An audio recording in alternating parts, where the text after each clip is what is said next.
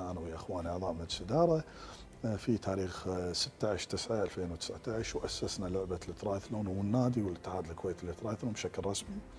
وأيضا في بنفس السنة اللي هي 2019 خذينا اعتماد رسمي من الاتحاد الدولي للترايثلون.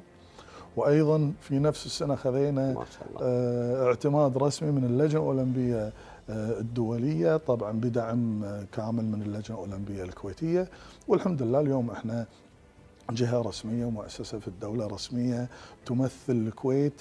واليوم من تقريبا 15 لاعب أو 20 لاعب اليوم صار عندنا 113 لاعب الله. مسجلين تسجيل رسمي في لعبة الترايثلون، ويمثلونهم تقريبا من 35 إلى 50 لاعب ولاعبة يمثلون دولة الكويت، اللي هم يكونون لاعبين في منتخب الكويت.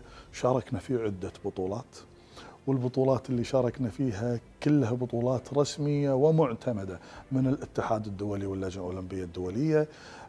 أول مشاركة لنا كانت 2019 في بطولة غرب آسيا في مملكة البحرين، والحمد لله حققنا أذكر 4 ميداليات ما شاء الله في أول سباق.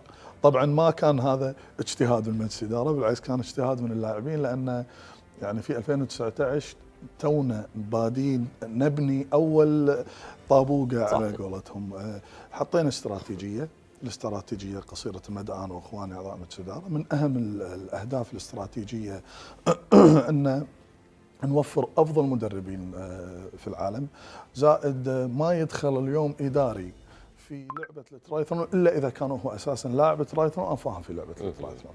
أيضاً الجهاز الفني، المدربين اللي قاعد يتم اختيارهم، قاعد يتم اختيار مدربين مصنفين من الاتحاد الدولي.